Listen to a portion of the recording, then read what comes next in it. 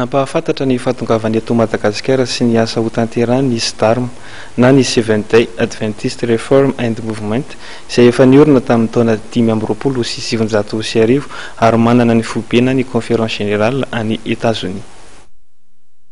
Nampahafantarina omaly nandritra ny fionana tamin'ny pampalala vaovao tetsy amin'ny Radam Hotel ny Seventh-day Adventist Reform and Movement na SDARM. Ity fihetseham-panavozana ity dia tsy manana foto-kevitra na fotom-pampianarana vaovao tsy akory fa fotom-pampianarana izay nomena ny adventista hatrany am-piandohana mihitsy no notazomana ka manoloana ny fitazonana ny fotom-pampianarana io no nahatonga n'ilay fisarahana satria tamin'ny taona 470 izay nipoahany ady lehibe voalohany teto amin'izao tontolo izao dia nifandray tendro tamin'ny raharaha politika ny firenena adventista tsotra ary vokatray dia nametraka zany le principe maha-adventista izay nitazonina hatrany am-piandohana hoe tsy mitsabaka mihitsy amin'ny raharaha politika.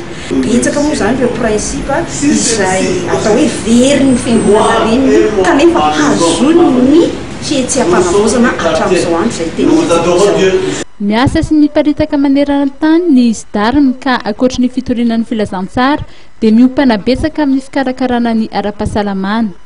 Ho an'ny Madagasikara manokana dia maro ny vinatetika asa ho tanterahana toy ny fanavozana foto-drafitr'asa fampandrosoana amin'ny fambolena tsy mampiasa zezika simika, fananganana sekoly sy hôpitaly ary fobe fiofanana ara-pahasalamana izay mampiavaka ny SDARM.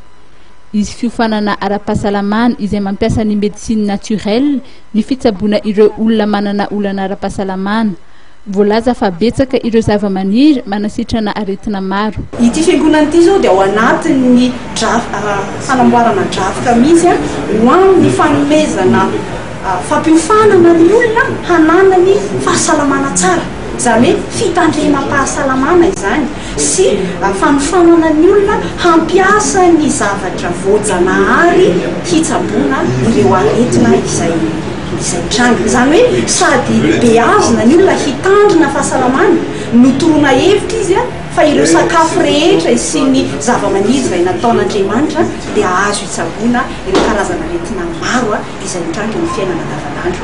Dia ao anatin'ny drafitr'asa mihitsy zany zao amin'izao fotoana zany dia misy ny fizaham-pahasalamana maimaim-poana, fanomezana torohevitra maimaim-poana ho an'ireo izay manana olana eo amin'izay aretina izay dia misy azo ifamizarana ho amin'ny famahana izay olana eo amin'ny aretina izay. Manana ny fobe vonjomaika eny Ankadiratombo Alasotra ny fiangonana ary ao koa no anaovana fanompom-pivavahana isan-tsabata sy andraisana ireo mila fanampiana ara-pahasalamana.